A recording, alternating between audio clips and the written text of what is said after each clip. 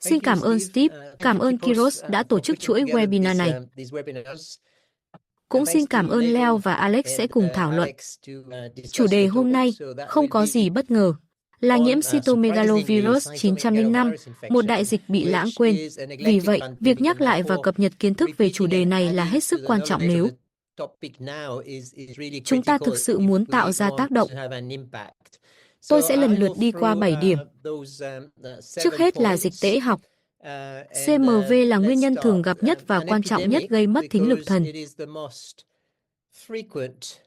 kinh giác quan ở trẻ em, nếu không tính các nguyên nhân di truyền.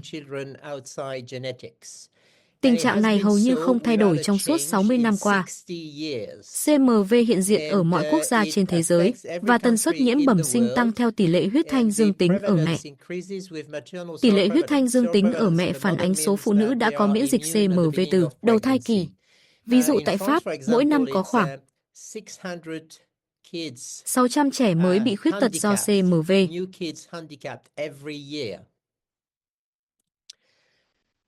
Có một hiểu lầm cần làm rõ, nếu chỉ nhìn vào nhiễm CMV nguyên phát ở mẹ, chúng ta mới chỉ nhìn nửa cốc nước. Bởi nhiễm CMV bẩm sinh cũng có thể xảy ra sau nhiễm không nguyên phát ở những phụ nữ đã có miễn dịch từ trước. Điều này đặc biệt đúng ở các quốc gia có tỷ lệ huyết thanh dương tính cao. Ở những nơi tỷ lệ này khoảng 50%, như nhiều nước nhiễm nguyên phát vẫn đóng vai trò đáng kể. Còn tại Trung Quốc hoặc Ấn Độ, khoảng 90% nhiễm CMV bẩm sinh xuất phát từ nhiễm không nguyên phát. Tuy vậy, ít nhất tại châu Âu và Bắc Mỹ, nhiễm CMV nguyên phát có một kiểu nguy cơ khá đặc trưng, thường gặp ở phụ nữ trẻ, điều kiện kinh tế xã hội cao, và trước đó còn huyết thanh âm tính trong một thai kỳ trước. Họ thường đã có một con đầu dưới 3 tuổi. Đặc biệt nếu trẻ đi nhà trẻ ban ngày. Ngược lại, với nhiễm không nguyên phát ở châu Âu, số lần sinh không phải là yếu tố nguy cơ, và con đầu cũng không phải nguồn lây chính. Nhóm này thường liên quan đến người mới nhập cư, tức đã có miễn dịch với một chủng CMV lưu hành ở châu lục khác. Tại Pháp và Ý, bối cảnh này gặp khá nhiều, đặc biệt ở người nhập cư từ vùng cận Sahara châu Phi. Nhóm này thường có điều kiện kinh tế xã hội thấp hơn, và có mối liên quan thống kê với đái tháo đường thai kỳ. Điều thực sự quan trọng tại châu Âu là nguy cơ cá thể để một phụ nữ sinh con bị khuyết tật do CMV cao hơn khoảng 3 đến 4 lần sau nhiễm nguyên phát ở mẹ so với nhiễm không nguyên phát. Hai nghiên cứu được thực hiện tốt, một tại Pháp và một tại Ý, cho kết quả hoàn toàn tương tự. Vì vậy, nếu muốn giảm gánh nặng khuyết tật do CMV, mục tiêu chính cần tập trung là nhiễm nguyên phát ở mẹ. Chẩn đoán nhiễm nguyên phát thực ra khá đơn giản. Tôi không hiểu vì sao việc diễn giải vẫn gây nhiều khó khăn. Khi về cơ bản chỉ cần kết hợp 3 thông số, IgM, X và độ ái lực X. Một tỷ lệ lớn phụ nữ cho thấy đã có miễn dịch từ trước ngay ở đầu thai kỳ. Với nhóm này, về mặt sàng lọc nhiễm nguyên phát, không cần làm gì thêm. Chúng ta chủ yếu tiếp tục theo dõi thai bằng siêu âm tốt nhất có thể. Một tỷ lệ nhỏ ở quý 1 sẽ có IgM dương tính kèm độ ái lực X thấp. Đây là kiểu huyết thanh học gợi ý nhiễm nguyên phát gần đây. Đó là lúc cần nghi ngờ nhiễm nguyên phát. Tính trên toàn bộ quần thể thai phụ, nhóm nguy cơ cao này chỉ chiếm khoảng 1 đến 2% thai kỳ. Vì vậy đây là một nhóm nguy cơ cao nhưng rất nhỏ. Chúng tôi đã xây dựng một công cụ dạng AI, gọi là AI thì hơi lớn, để tự động kết hợp 3 thông số này và tránh việc người dùng phải tự tính toán. Việc triển khai mất thời gian chủ yếu vì phải thẩm định về mặt pháp lý và trách nhiệm chuyên môn. Công cụ này dự kiến sẽ sớm được cung cấp miễn phí cho các trung tâm chẩn đoán trước sinh. Một điều chúng ta mới hiểu rõ hơn trong những năm gần đây là nguy cơ CMV và di chứng liên quan tập trung quanh thời điểm nhiễm của mẹ. Từ khoảng 2 tháng trước thụ thai đến 3 tháng sau thụ thai. Trong khoảng thời gian đó, nguy cơ lây truyền dọc từ mẹ sang thai tăng từ khoảng 10% lên 40%.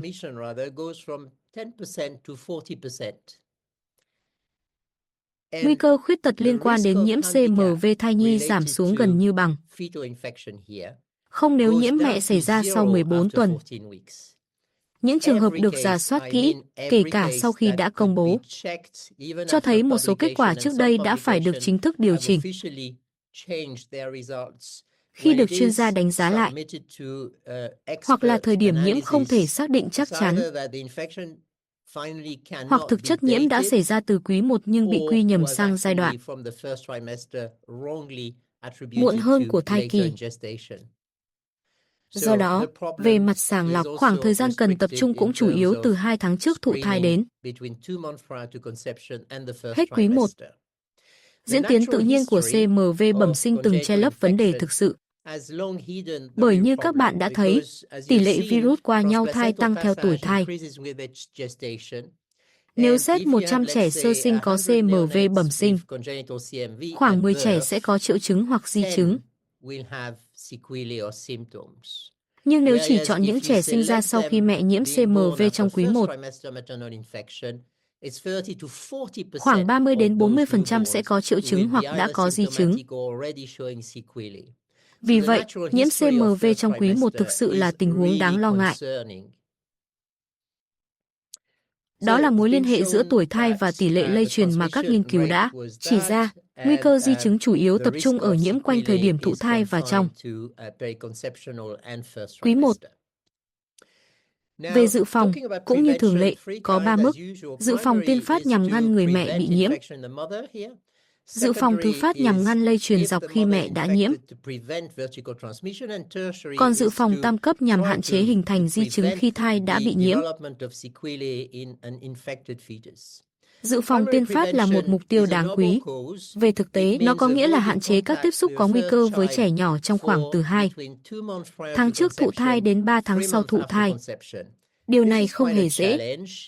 Những nghiên cứu cho thấy hiệu quả tốt nhất là các nghiên cứu thông báo cho phụ nữ ngay từ đầu về tình trạng huyết thanh CMV của họ. Nhờ biết mình thuộc nhóm nguy cơ cao, họ thận trọng hơn. Đây là nghiên cứu lớn nhất. Kết quả cho thấy nếu phụ nữ được tư vấn từ 12 tuần và lấy nhiễm CMV ở trẻ lúc sinh làm tiêu chí, nhóm được tư vấn có tỷ lệ nhiễm thấp hơn khoảng 10 lần. Vấn đề là đến 12 tuần, khi xét nghiệm huyết thanh ở hai nhóm, số ca nhiễm nguyên phát đã xảy ra gần như tương đương. Nói cách khác, phần nguy hiểm nhất có thể đã xảy ra trước thời điểm tư vấn. Do đó, tư vấn ở 12 tuần khó có thể làm thay đổi đáng kể nguy cơ khuyết tật. Vì những ca nhiễm trong quý 1 đã xuất hiện trước khi việc tư vấn được thực hiện, thời điểm hợp lý hơn cho tư vấn là trước mang thai. Nhưng ít nhất tại Pháp, điều này chưa thực sự khả thi. Chưa đến 20% phụ nữ nhớ rằng mình đã từng được tư vấn và đã thực hiện các biện pháp dự phòng. Những phụ nữ tôi gặp hàng tuần sau khi bị nhiễm thường mang cảm giác tội lỗi, như thể họ đã làm điều gì sai với thai nhi. Chuyển sang dự phòng thứ phát, nói ngắn gọn. Điều trị hiệu quả nhất hiện nay theo bài trình bày này là Valaciclovir 8g mỗi ngày. Điều trị này làm giảm khoảng 2/3 nguy cơ lây truyền dọc. Hiệu quả càng cao khi bắt đầu càng sớm. Hiệu quả đã được ghi nhận trong một thử nghiệm ngẫu nhiên và ít nhất 4 nghiên cứu không ngẫu nhiên. Đây là phân tích gộp của thử nghiệm ngẫu nhiên và 2 nghiên cứu gần ngẫu nhiên, với odds ratio khoảng 0,36. Một nghiên cứu thực hành trên phạm vi toàn quốc tại Ý cũng cho kết quả tương tự. Đáng chú ý, các nghiên cứu này còn cho thấy lợi ích ngay cả khi dự phòng thứ phát không ngăn được nhiễm thai, tức là dù đã điều trị nhưng thai vẫn bị nhiễm và được xác nhận nhiễm khi sinh. Tỷ lệ các thể nặng vẫn giảm hơn 60%, bao gồm những trường hợp dẫn đến đình chỉ thai nghén hoặc để lại di chứng. Sau sinh, biểu đồ bên trái cho thấy điều trị càng được bắt đầu sớm thì hiệu quả càng cao. Phân tích dược động học quần thể cũng cho thấy thời điểm bắt đầu điều trị sớm là yếu tố quan trọng nhất. Nói cách khác, điều quan trọng là bắt đầu valeciclovir sớm sau khi mẹ nhiễm. Nồng độ thuốc không giải thích được sự khác biệt giữa nhóm thai bị nhiễm và không bị nhiễm. Về an toàn, sau vài nghìn trường hợp sử dụng valeciclovir trong thai kỳ theo chỉ định,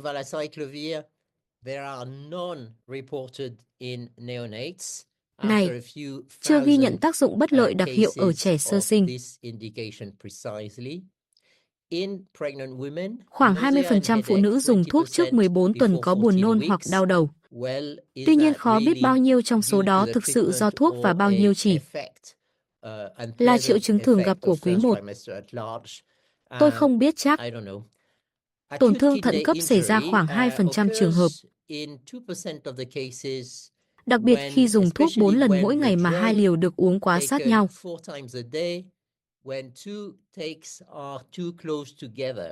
Vì vậy lịch dùng cần thực sự cách nhau khoảng 6 giờ, mỗi lần 2 gam.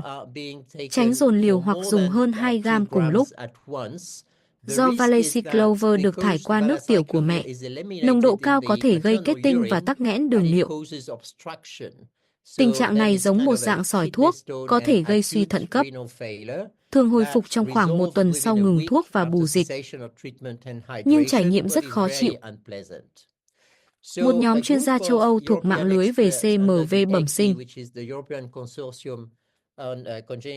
gồm bác sĩ nhi khoa, chuyên gia chẩn đoán trước sinh và bác sĩ bệnh truyền nhiễm,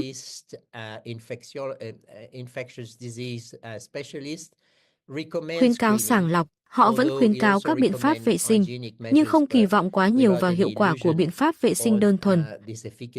Khuyến cáo này ủng hộ rõ ràng việc sàng lọc. Hiện mới có một số quốc gia triển khai, trong đó có Hy Lạp và Ý. Hy vọng Pháp sẽ sớm theo sau. Tôi không muốn quá bi quan, nhưng đây đã là một cuộc đấu tranh rất dài. Về cơ chế bệnh sinh, trước hết người mẹ có tình trạng virus huyết. Virus đi tới hệ mao mạch và nội mô của các mạch máu thai ở nhau thai. Sau đó có thể thoát ra ngoài, gây phản ứng viêm hoặc đi vào tuần hoàn thai, rồi phát tán tới nhiều mô của thai. Trong quý 1, virus có ái tính đặc biệt với các tế bào gốc, nhất là ở tai trong và não. Sự nhân lên của virus gây viêm, phù và hoại tử. Tổn thương sau đó có thể liên quan đến nhiều loại mô của cả nhau thai và thai nhi. Bây giờ chuyển sang chẩn đoán nhiễm CMV ở thai. Có 2 bước quan trọng có thể sử dụng trong thực hành. Tiêu chuẩn vàng là chọc ối. Trong thời gian dài, chọc ối thường chỉ được khuyến cáo từ 20 tuần trở đi. Nhưng vấn đề chúng ta muốn biết là, vì virus vẫn có thể tiếp tục qua nhau thai sau thời điểm chọc ối, nên vẫn có thể gặp trường hợp nước ối âm tính, nhưng trẻ lại dương tính khi sinh. Điều chúng ta thực sự muốn biết là nếu phôi đã bị nhiễm, sau bao lâu virus có thể xuất hiện trong nước tiểu thai và từ đó trong nước ối. Chúng tôi cùng các nhóm khác đã khảo sát khả năng chọc ối sớm hơn, khoảng 17 tuần, và kết quả cho thấy thời điểm này hoàn toàn phù hợp. Nếu đã quyết định chọc ối, nên làm sớm vào khoảng 17 tuần. Nếu đợi đến 22 tuần rồi mới thấy virus nhiễm ở thai có thể đã xảy ra sau quý 1. Mục tiêu là loại trừ nhiễm thai từ quý 1. Nếu muốn biết sớm hơn nữa, cần nhớ virus không nhảy qua nhau thai mà đi qua tình trạng virus huyết của mẹ và của thai, đặc biệt là virus huyết ở thai. Từ các mạch máu của nguyên bào nuôi, chúng ta có thể tiếp cận bằng sinh thiết gai nhau, CVS. Với CVS, chúng tôi đã thực hiện trên hơn 200 trường hợp. Nếu PCR CMV dương tính ngay trong mô gai nhau, không phải ở dịch nổi mà. Thực sự trong mô, tỷ lệ này vào khoảng 6%. Tất cả các trường hợp đó đều đã được dự phòng thứ phát. Nếu không dùng thuốc kháng virus, tỷ lệ có thể còn cao hơn. Nhưng trong nhóm PCR mô gai nhau dương tính, thai hoặc sẽ nhiễm CMV khi sinh hoặc có nguy cơ tổn thương nặng. Đây là nhóm nguy cơ cao nhất. Ngược lại, khi PCR CMV trên CVS vẫn có thể gặp chọc ối dương tính hoặc trẻ dương tính lúc sinh, nhưng không ghi nhận di chứng trong nhóm này. Xét chi tiết hơn, từ một CVS âm tính đến thời điểm chọc ối sẽ có thêm khoảng 5% thai được phát hiện nhiễm, và từ một lần chọc ối âm tính đến lúc sinh có thể xuất hiện thêm khoảng 5% trẻ nhiễm. Điều đó chỉ phản ánh nguy cơ tồn dư. Virus vẫn có thể qua nhau thai ở một thời điểm muộn hơn. Nhưng những thai có CVS âm tính không xuất hiện di chứng trong dữ liệu mà chúng tôi theo dõi. Nhiều nhóm, không chỉ chúng tôi, đã đánh giá nguy cơ trẻ sơ sinh vẫn nhiễm CMV sau một chọc ối âm tính ở khoảng 17 đến 20 tuần. Tỷ lệ này khoảng 8%, nhưng không trường hợp nào trong nhóm đó có hoặc phát triển di chứng. Trong khi đó, ở cùng quần thể, những thai có chọc ối dương tính có nguy cơ di chứng khoảng 14%.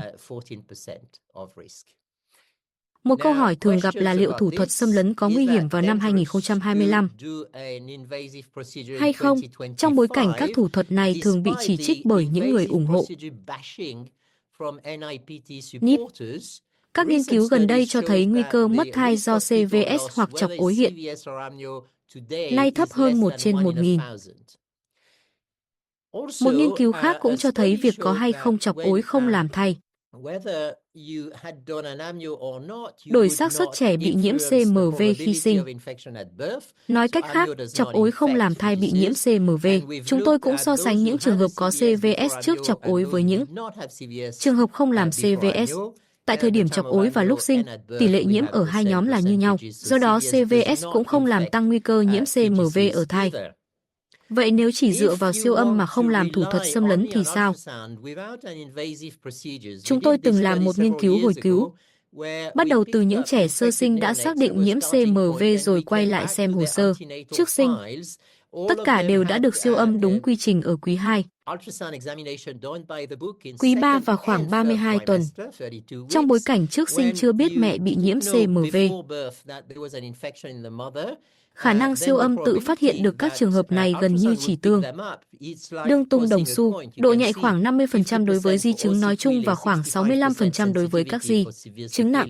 Vì vậy, siêu âm đơn độc không đủ tin cậy. Ngược lại, khi đã biết thai bị nhiễm và khảo sát có mục tiêu, độ nhạy có thể đạt khoảng 92 đến 100%. Tất nhiên không phải mọi dấu hiệu hình ảnh đều dẫn đến di chứng, nên độ đặc hiệu chỉ khoảng 50%.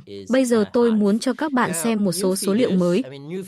Chúng tôi xem lại dữ liệu quốc gia của Pháp đã được công bố và có thể truy cập trực tuyến. Trong 13 năm, đường màu đen biểu thị toxoplasmosis, lâu nay là chỉ định nhiễm trùng, thường gặp nhất dẫn đến lấy mẫu thai tại Pháp. Đó vẫn là bệnh nhiễm trùng được quan tâm và quản lý nhiều nhất trong thực hành trước sinh ở Pháp.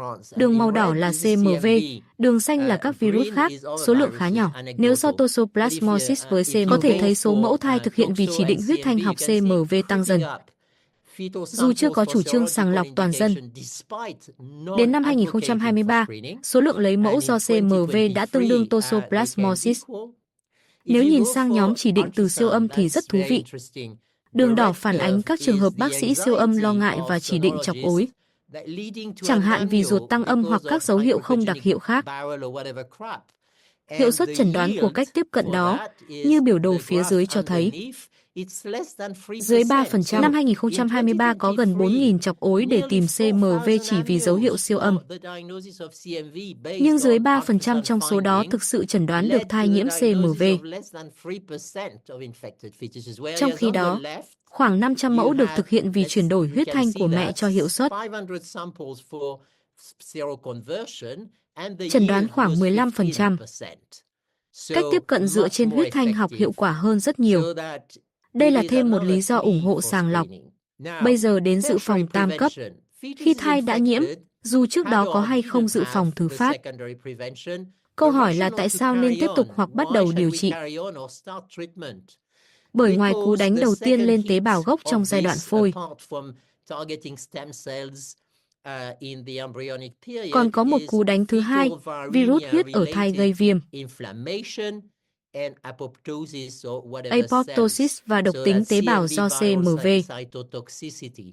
Nếu không hỗ trợ ở giai đoạn này, đáp ứng miễn dịch của thai có thể dần rơi vào trạng thái kiệt quệ. Hiện tượng kiệt quệ miễn dịch sau một mức nhân lên virus nhất định đã được mô tả rõ. Thai dần mất khả năng kiểm soát virus, và khi đó nhiễm trùng cùng tổn thương có thể tiến triển mạnh hơn.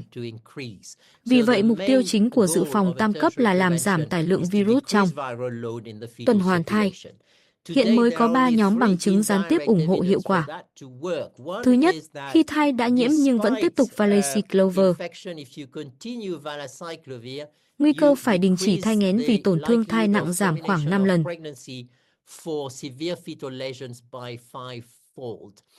Thứ hai, nếu bắt đầu Ville khi mới có các dấu hiệu siêu âm nhẹ, tỷ lệ trẻ không triệu chứng lúc 2 tuổi khoảng 80% ở nhóm điều trị so với 40% ở nhóm không điều trị. Thứ ba, từ dữ liệu nhi khoa, điều trị trẻ sơ sinh có triệu chứng làm giảm đáng kể nguy cơ mất thính lực, thần kinh giác quan. Theo số liệu được trình bày là khoảng 90%. Có nhiều thuốc kháng virus có thể cân nhắc. Chúng ta có Ville và ganciclovir, trong đó ganciclovir mạnh hơn. Ngoài ra còn có letermovir và maribavir. Các thuốc này tác động lên những đích khác nhau trong chu trình nhân lên của virus. Nhóm ức chế nucleoside trong bài trình bày gồm Ville và vanganciclovir. Vanganciclovir có hiệu lực mạnh hơn, nhưng có độc tính huyết học, đặc biệt là giảm bạch cầu. Giảng viên ban đầu nói giảm tiểu cầu rồi tự sửa lại thành giảm bạch cầu. Maribavir và letermovir đặc biệt thú vị vì tác động khá chọn lọc vào các enzyme của quá trình nhân lên virus, thay vì các cơ chế NA của tế bào người. Trên biểu đồ, các thuốc có hoạt lực mạnh nhất nằm trong nhóm letermovir, maribavir và ganciclovir. Cidofovir không phù hợp vì độc tính cao. Valeciclovir không phải thuốc mạnh nhất, nhưng có hồ sơ an toàn nhẹ nhàng nhất trong số các lựa chọn được bàn đến.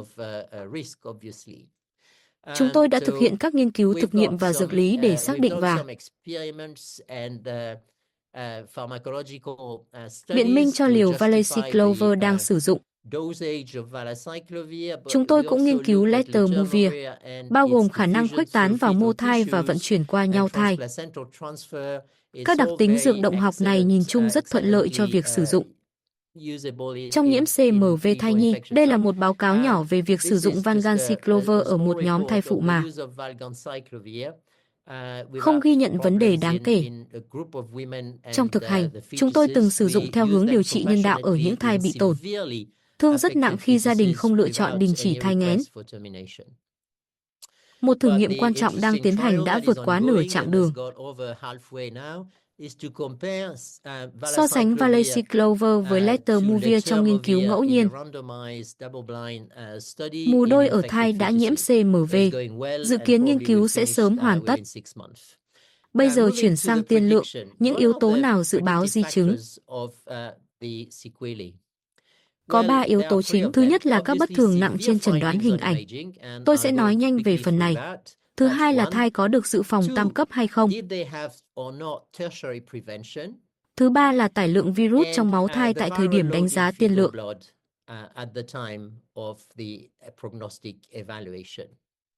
Đó là 3 yếu tố nổi bật trong mô hình tiên lượng. Tất nhiên tuổi thai tại thời điểm mẹ nhiễm cũng rất quan trọng. Nhưng ở đây chúng ta đang tập trung vào nhiễm trong quý 1. Về hình ảnh, cần phối hợp cả siêu âm và MRI, nên tận dụng ưu điểm bổ sung của cả hai phương pháp. Các dấu hiệu siêu âm nhẹ có thể gồm nhau thai to, ruột tăng âm, gan lách to, tràn dịch và chậm tăng trưởng. Nếu các dấu hiệu nhẹ ngoài não này xuất hiện ở quý 2 sau nhiễm mẹ trong quý Y, theo số liệu bài giảng, Nếu không điều trị thì khoảng 60% trẻ có triệu chứng khi sinh. Nếu có điều trị, tỷ lệ có triệu chứng khi sinh giảm còn khoảng 20%. Ngoài ra còn có các dấu hiệu não được xếp vào nhóm nhẹ, chẳng hạn quầng tăng âm quanh não thất do viêm, có thể thoái lui hoặc tồn tại. Các dấu hiệu khác gồm vách hóa trong não thất, đặc biệt ở sừng sau não thất bên, giãn não thất nhẹ, nang dưới màng nội tủy và các ổ tăng âm vôi hóa quanh não thất hoặc ở hệ mạch vùng đồi thị vân. Nếu không điều trị, tỷ lệ có triệu chứng khi sinh vẫn khoảng 60%. Với dự phòng tam cấp, tỷ lệ này giảm còn khoảng 20 đến 40%. MRI giúp tiến thêm một bước, đặc biệt trong đánh giá quá trình tạo rãnh cuộn não. Lĩnh vực mà siêu âm ngoài các trung tâm rất giàu kinh nghiệm còn hạn chế. MRI cũng có thể biểu hiện viêm chất trắng dưới dạng tăng tín hiệu. Trên chuỗi T2 có thể phân độ các bất thường này. Tuy nhiên tăng tín hiệu chất trắng đơn độc, nếu không kèm dấu hiệu khác, không nhất thiết mang ý nghĩa tiên lượng xấu. Các thể nặng chủ yếu liên quan đến bất thường quá trình tạo rãnh cuộn não.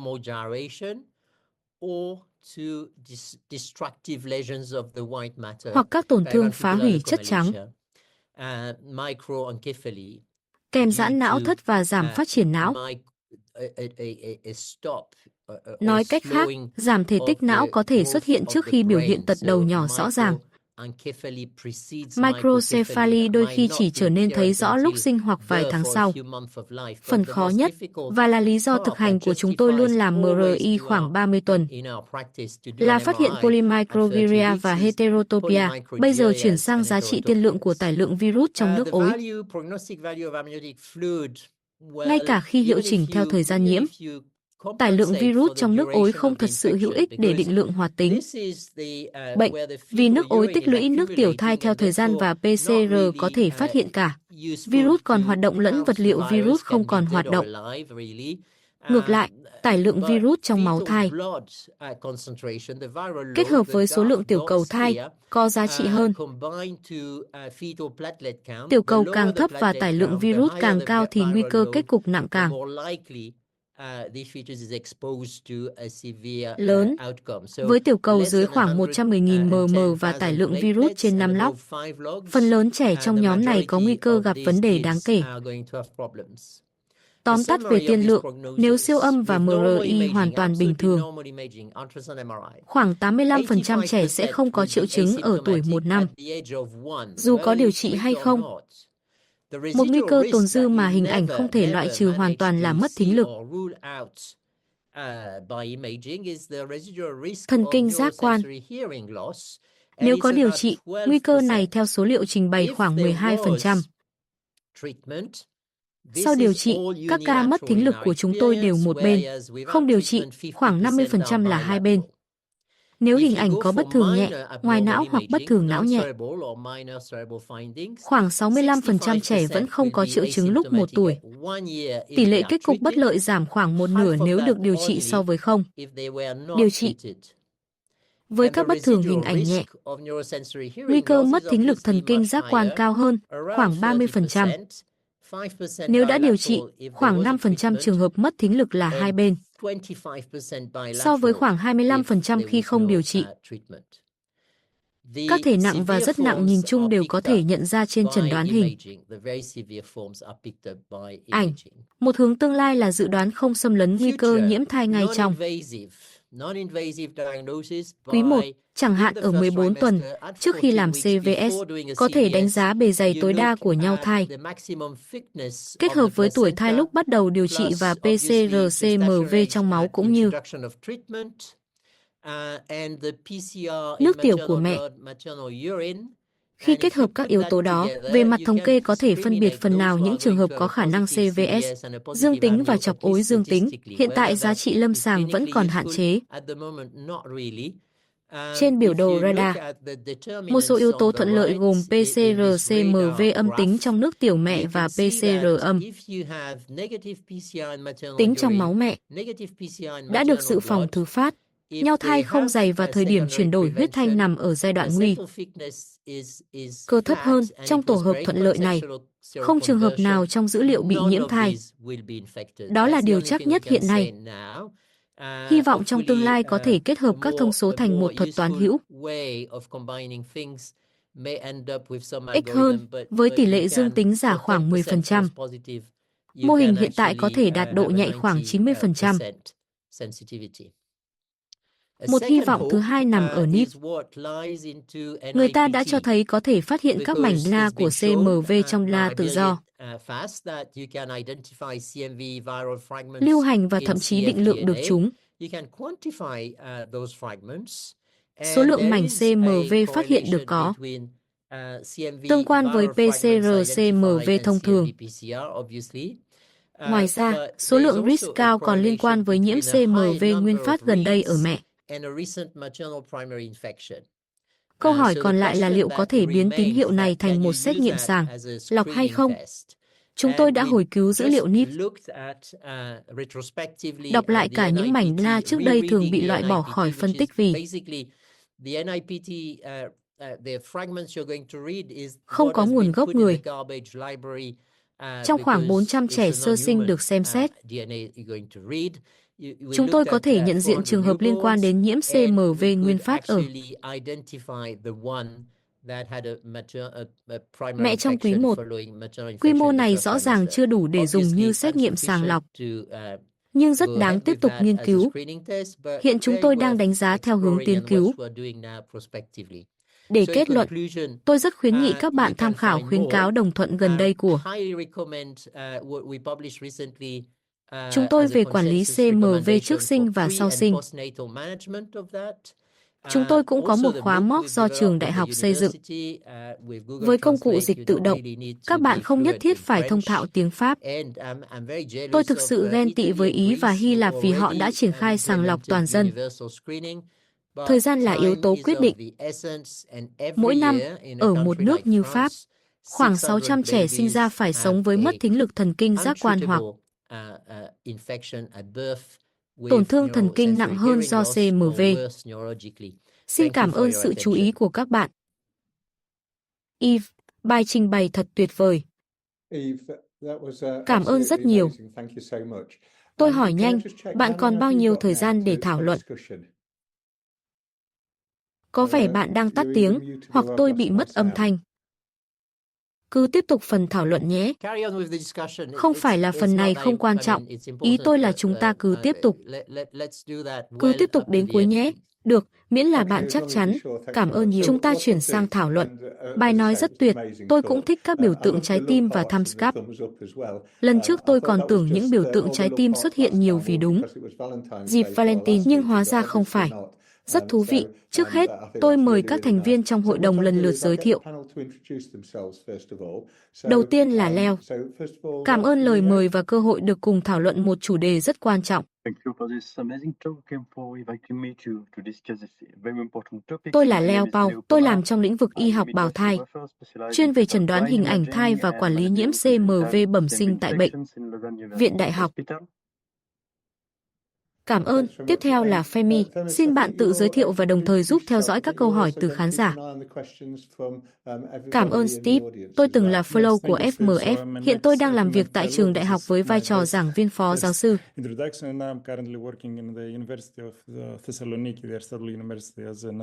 Trợ lý. Cảm ơn. Alex. Xin cảm ơn về một bài trình bày rất hay và đầy hứng khởi. Tôi là Alex, tôi là giáo sư y học bà mẹ và thai nhi, làm việc tại một trường đại học ở Hy Lạp. Trước đây cũng là fellow trong lĩnh vực y học bào thai và hiện tham gia hoạt động của Hội siêu âm quốc tế. Tôi cũng trực tiếp quản lý các trường hợp CMV bẩm sinh tại bệnh viện của mình. Cảm ơn. Còn các tôi là các Weiner, làm y học bào thai tại Hoa Kỳ. Tôi đã theo dõi và rất khâm phục kiến thức của Yves về CMV trong khoảng 30 năm qua. Một bài trình bày thực sự tuyệt vời. Cảm ơn, Kiros. Tôi không biết bạn có cần giới thiệu nữa không? Nhưng bạn có muốn nói gì không? Trước hết, bạn Đang bị tắt tiếng. You muted, Prof, you muted. Không phải tôi làm đâu nhé, tôi chắc lại là Yves như mọi khi. Tuyệt, cảm ơn. Bây giờ chúng ta bắt đầu phần câu hỏi từ hội đồng. Sau đó Femi sẽ tổng hợp các câu hỏi của khán giả. Rồi tôi sẽ quay lại với bạn. Có ai trong hội đồng muốn hỏi trước không? Tôi có một câu hỏi cho Yves. Nếu lấy toxoplasmosis làm ví dụ, khi mẹ nhiễm toxoplasma sớm trong thai kỳ và được điều trị ngay bằng pyramicin, chọc ối sau đó có thể âm tính. Điều này có thể do tải lượng na ký sinh trùng giảm. Nhưng chúng ta vẫn tiếp tục pyramicin. Vậy với CMV, nếu mẹ bị nhiễm nguyên phát sớm thì sao? Giả sử bắt đầu Valeciclover từ khoảng 9 đến 10 tuần. Nếu tiếp tục điều trị và chọc ối ở 17 tuần âm tính, bạn sẽ tiếp tục Valeciclover hay dừng thuốc tại đó? So sánh với toxoplasmosis rất hấp dẫn. Với toxoplasma, ký sinh trùng có thể gây độc trong suốt thai kỳ, nên việc tiếp tục pyramicin có lý do. Nhưng với CMV, một khi đã ngăn được lây truyền trong quý 1, việc virus qua nhau thai muộn hơn không còn mang cùng ý nghĩa tiên lượng. Điều này vẫn xảy ra ở khoảng 8% trường hợp mà không ghi nhận di chứng. Điều đó đúng nếu nhiễm thực sự xảy ra muộn hơn. Nhưng nếu là virus đã có từ sớm, chỉ vì tải lượng quá thấp nên PCR cho âm tính giả thì sao? Tức là virus không phải qua nhau thai muộn, mà đã có từ trước nhưng tải lượng thấp đến mức không phát hiện được. Độ nhạy của PCR CMV trong bối cảnh này rất cao, vượt xa mức cần quan tâm về mặt lâm sàng. Trừ khi có lỗi kỹ thuật, PCR sẽ phát hiện được lượng virus có ý nghĩa. Hơn nữa đây là PCR định lượng, không chỉ trả lời có hay không. Chúng ta biết chính xác tải lượng na, virus và còn có thể so sánh với PCR trong máu mẹ để tránh nhầm nhiễm thai với nhiễm bẩn từ máu mẹ. Vì vậy tôi cho rằng PCR rất đáng tin cậy trong chỉ định này, cũng như trong nhiều nhiễm virus khác, miễn là đã ngăn được lây truyền trong giai đoạn phôi. Việc virus qua nhau thai sau 14 tuần không còn mang cùng nguy cơ di chứng. Cảm ơn. Yves, tôi muốn hỏi thêm về thuật toán và công cụ AI mà bạn nói đến. Cụ thể thuật toán cần những dữ liệu nào ở phụ nữ trong quý 1 để có thể xử?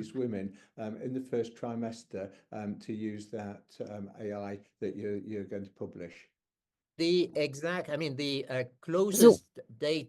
Quan trọng nhất là xác định càng chính xác càng tốt ngày bắt đầu thai kỳ và tuổi thai tại thời điểm lấy mẫu. Các thông số xét nghiệm là IgM, X và độ ái lực X. Vì có vài hãng xét nghiệm khác nhau với độ nhạy và độ đặc hiệu hơi khác nhau, cần ghi rõ bộ kit hệ thống xét nghiệm đã sử dụng. Bạn đã đánh giá lợi ích kinh tế của việc triển khai sàng lọc này chưa? Tôi nghĩ khi đưa vào thực hành, nhất là tại Anh, chắc chắn sẽ phải chứng minh hiệu quả chi phí. Đã có nhiều nghiên cứu gần đây, một số tại Pháp, 2 nghiên cứu ở Canada. Một ở Hoa Kỳ và một công trình mới khác đã tính đến những hạn chế thực tế của hệ thống chăm sóc. Một trong những hạn chế, đặc biệt tại Hoa Kỳ, là không phải mọi phụ nữ đều được chăm sóc đầy đủ ngay từ quý 1. Nghiên cứu đã hiệu chỉnh theo tỷ lệ phụ nữ được chăm sóc ngay từ quý 1. Ngay cả sau hiệu chỉnh, sàng lọc vẫn có hiệu quả chi phí. Nhìn chung các nghiên cứu hiện nay đi đến kết luận khá thống nhất rằng chiến lược này là cost effective. Yếu tố làm thay đổi mô hình kinh tế nhiều nhất là bạn giả định Valesi Clover. Hiệu quả đến mức nào trong việc giảm lây truyền qua nhau thai? Chúng tôi thường dùng mức giảm khoảng 2/3. Nếu giả định hiệu quả xuống dưới 50%, kết quả kinh tế kém thuận lợi hơn, nhưng nhìn chung vẫn nghiêng về phía sàng lọc. Cảm ơn rất nhiều. Còn thành viên nào của hội đồng muốn hỏi trước khi Femi chuyển sang câu hỏi của khán giả? Tôi có một câu hỏi.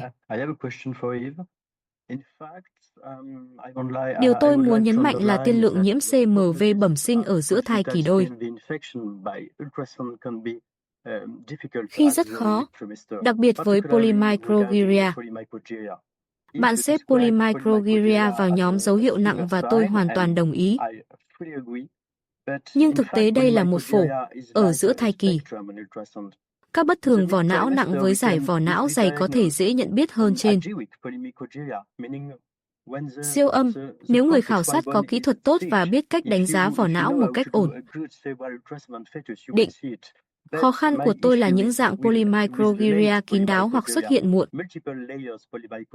Nhiều trường hợp không thể thấy rõ trước 28, thậm chí 30 tuần.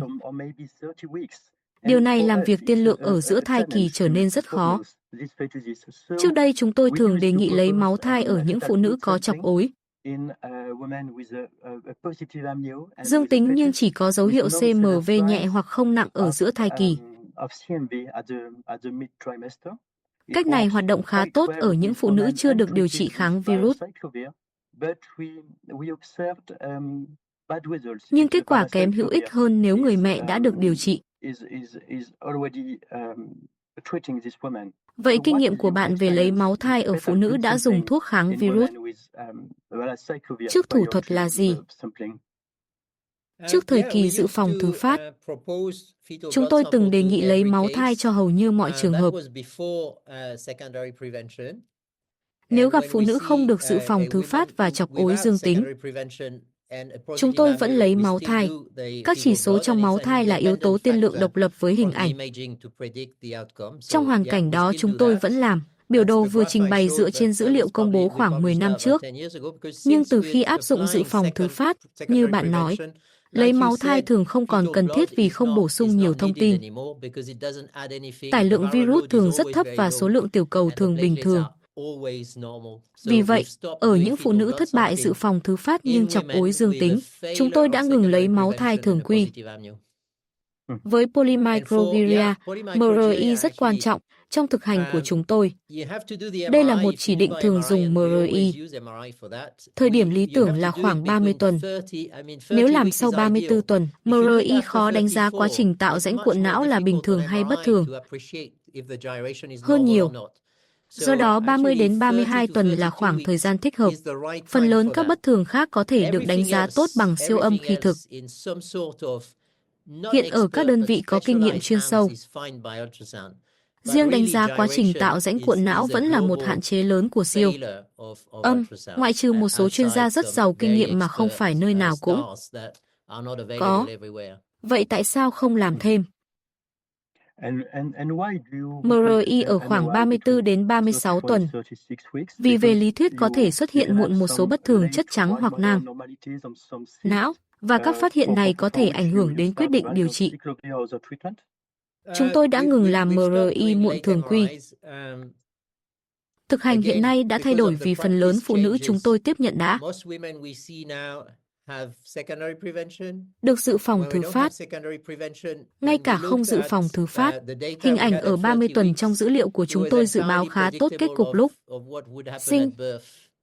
Thêm nữa, siêu âm và đặc biệt MRI ở cuối thai kỳ khó diễn giải hơn. Các bác sĩ chẩn đoán hình ảnh thường không tự tin khi đánh giá quá trình tạo rãnh cuộn não ở 35 đến 36 tuần. Họ khó xác định đâu là biến thiên bình thường. Có lẽ vì không gặp đủ nhiều trường hợp để xây dựng kinh nghiệm. Vì vậy, trong nghiên cứu chúng tôi có làm MRI ở 22 tuần để xem giá trị bổ sung ra sao. Nhưng mốc MRI thực sự quan trọng trong thực hành vẫn là khoảng 30 tuần. Cảm ơn. Nếu được, chúng ta chuyển sang một số câu hỏi từ khán giả nhé. Cảm ơn giáo sư về bài trình bày tuyệt vời. Xin trả lời thật ngắn vì chúng ta có rất nhiều câu hỏi nhưng thời gian còn hạn chế. Đây sẽ là một thử thách. Câu đầu tiên rất đơn giản. Chúng ta đã gần có vaccine CMV chưa? Theo ước tính của diễn giả, có thể còn khoảng 3 đến 4 năm. Nghiên cứu vaccine CMV của Moderna đã bắt đầu từ trước COVID-19 và từng tiến khá xa, sau đó nguồn lực được chuyển sang COVID. Nghiên cứu CMV cũng góp phần giúp phát triển vaccine COVID nhanh. Nghiên cứu này đã quay lại CMV, nhưng mức độ khẩn cấp thấp hơn thời COVID. Vì vậy, ước tính của tôi vẫn là khoảng 3 đến 4 năm. Câu hỏi tiếp theo, có nên triển khai sàng lọc CMV toàn dân hay không? Phân tích hiệu quả chi phí có tính đến tác dụng bất lợi và số ca chọc ối. Không, còn lo âu của thai phụ các mô hình đã tính đến chưa? Mỗi quốc gia nên tự quyết định, hay theo bạn mọi nơi đều nên sàng lọc? Tôi nhớ đã thảo luận vấn đề này với Kiros từ nhiều thập kỷ trước. Với tôi, một chương trình sàng lọc tốt là làm một tỷ lệ nhỏ dân số phải lo lắng trong thời gian ngắn để có thể trấn an phần lớn dân số. Với CMV, chỉ khoảng 0,5 đến 1% quần thể sẽ rơi vào nhóm cần đánh giá thêm, trong khi khoảng 99% có thể được trấn an sau sàng lọc. Tôi cho rằng lo lắng trong vài tuần để chờ CVS ở quý 1 vẫn tốt hơn việc hoàn toàn không biết nguy cơ trong cả thai kỳ rồi phải đối mặt với một đứa trẻ bị khuyết tật suốt đời. Nếu chỉ được chọn một thời điểm xét nghiệm trong quý 1, bạn chọn tuần nào?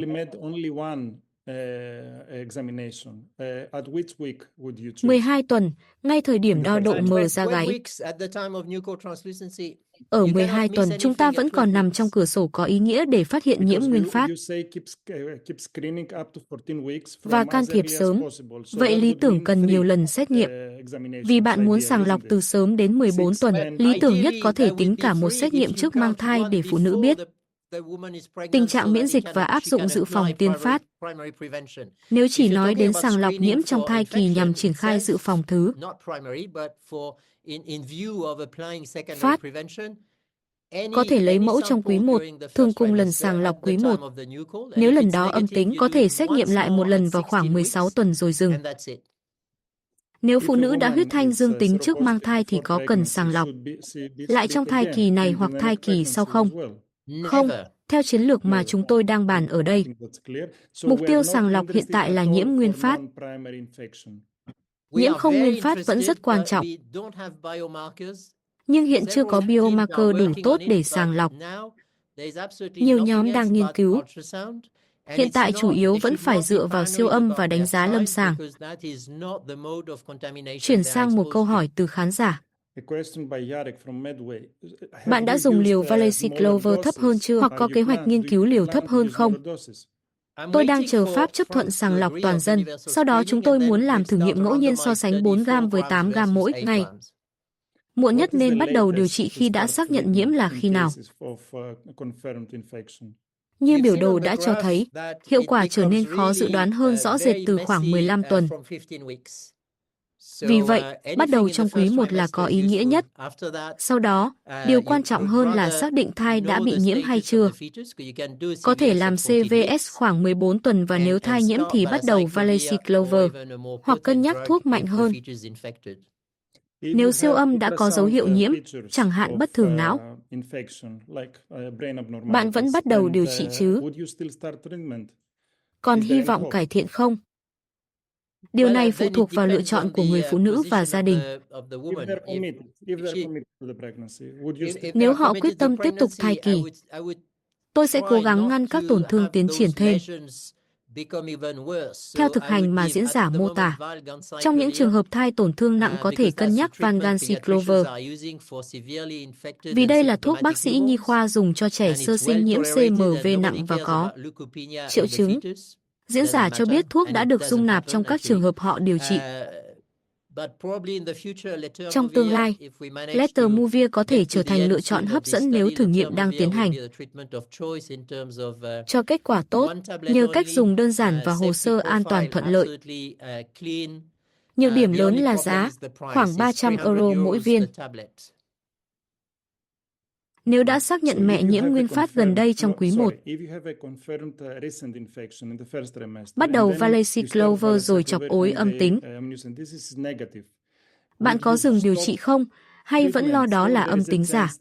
Tôi tin tưởng vào PCR nếu được thực hiện đúng kỹ thuật tại phòng xét nghiệm tốt. Đến một lúc nào đó chúng ta phải dựa vào chất lượng của xét nghiệm. Với một phòng xét nghiệm tốt, độ tin cậy của PCR là rất cao. Nếu kỹ thuật chuẩn và PCR âm tính, tôi sẽ dừng điều trị.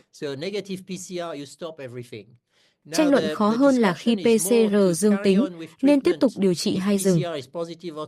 Ở một số nơi như Ý và Hy Lạp, thực hành hiện tại có thể dừng Valeciclovir vào thời điểm chọc ối.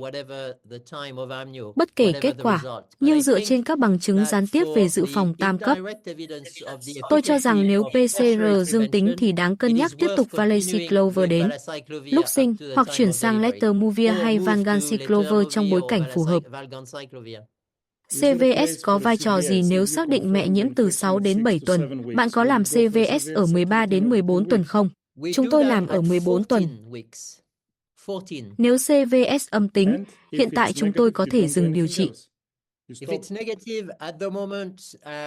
Nhiều phụ nữ vẫn đồng ý làm thêm chọc ối để xác nhận. Trong khoảng 300 CVS hiện có dữ liệu, nếu CVS âm tính, ngay cả khoảng 5% trường hợp chọc ối sau đó dương tính cũng không ghi nhận. Di chứng ở trẻ sơ sinh. Bạn có gặp trường hợp thai chậm tăng trưởng đơn độc, không có dấu hiệu nào khác nhưng xét nghiệm CMV dương tính không? Có, đây là một chỉ định khá thường gặp khiến bác sĩ nhi khoa kiểm tra CMV ở trẻ sơ sinh. Khi xem lại hồ sơ trước sinh, đôi khi hoàn toàn không có dấu hiệu siêu âm đặc hiệu. Có trường hợp có dấu hiệu, có trường hợp không. Đó chính là hạn chế của siêu âm. Các dấu hiệu có thể rất kín đáo, vì thế trong sàng lọc CMV, siêu âm đôi khi là kẻ thù hơn là người bạn nếu chúng ta kỳ vọng quá nhiều vào nó. Như đã nói, độ nhạy chỉ khoảng 50%, gần như tung đồng xu. Tiếp theo có một số câu hỏi về chẩn đoán sau sinh. Xét nghiệm CMV sau sinh tốt nhất để xác nhận nhiễm ở trẻ sơ sinh là gì? Nước bọt hay nước tiểu? Xét nghiệm nước bọt hoàn toàn phù hợp. Điểm cần lưu ý là nên lấy mẫu nước bọt trước khi trẻ bú mẹ. Vì CMV có thể được bài tiết trong sữa mẹ. Nhiễm CMV không phải là chống chỉ định bú mẹ. Nhưng sữa mẹ có thể làm mẫu nước bọt dương tính giả do nhiễm bẩn. Nếu trẻ đã bú, trước khi lấy mẫu PCR nên làm sạch khoang miệng rồi mới lấy một que ngoáy mới để xét nghiệm. Diễn giả cũng đề cập một ngưỡng tải lượng đã được công bố, khoảng 200 copies. Theo dữ liệu được trình bày, dưới ngưỡng này có thể nghĩ nhiều đến nhiễm bẩn, còn trên ngưỡng thì phù hợp hơn với nhiễm thực sự. Vì vậy không phải lúc nào cũng cần lấy nước tiểu, vốn khó thu thập hơn. Nếu mẹ nhiễm trong quý 1 nhưng không muốn làm chẩn đoán trước sinh, trong khi vẫn muốn dùng thuốc, bạn có đề nghị điều trị không? Không, bất kỳ thuốc nào, kể cả thuốc tương đối an toàn, cũng không nên dùng nếu chưa có chỉ định đủ rõ và không có kế hoạch đánh giá phù hợp. Còn điều trị bằng globulin miễn dịch thì sao? Đã là chuyện quá khứ chưa? Chưa hẳn. Thứ nhất, rất đắt. Thứ hai, hiệu quả phụ thuộc mạnh vào chọn bệnh nhân và thời điểm dùng. Diễn giả tin nhất vào dữ liệu sử dụng rất sớm. Ông phê bình một thử nghiệm ngẫu nhiên tại Hoa Kỳ vì tuyển thai phụ đến tận 28 tuần rồi mới đánh giá kết cục khi sinh, cho rằng thiết kế đó không trả lời đúng câu hỏi lâm sàng về dự phòng sớm. Theo ông, thiết kế không đúng câu hỏi thì kết quả khó hữu ích, dù nghiên cứu rất tốn kém.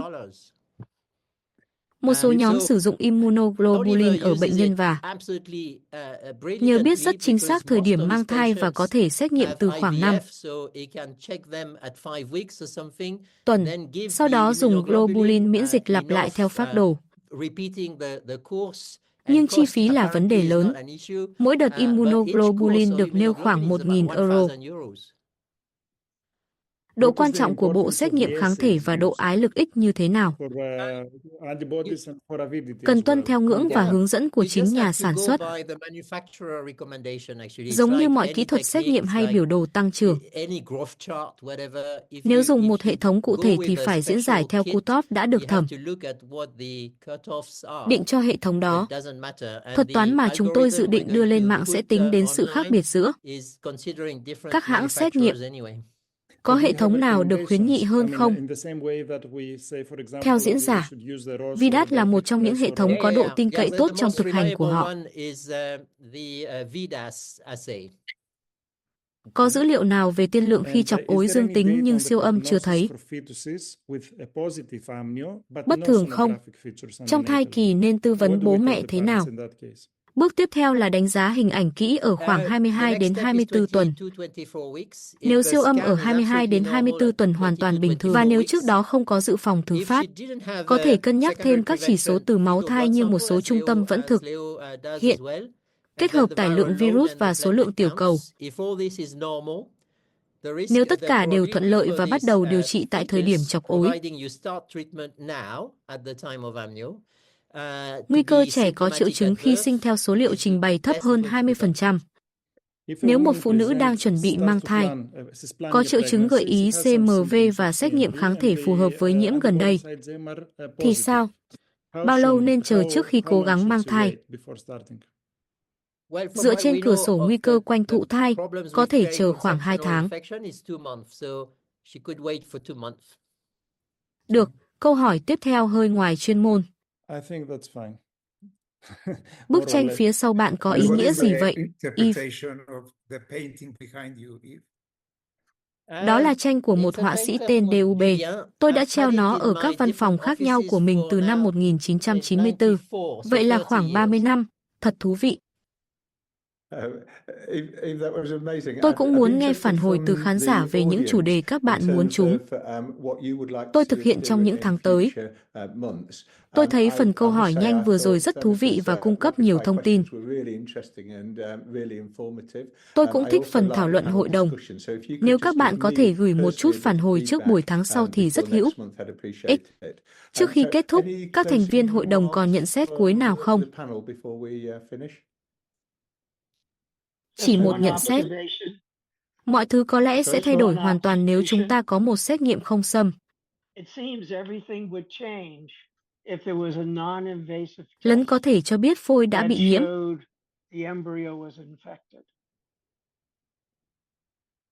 Đúng vậy, chúng tôi vẫn đang nghiên cứu theo hướng đó. Dù có lẽ xét nghiệm như vậy sẽ xuất hiện sau vaccine.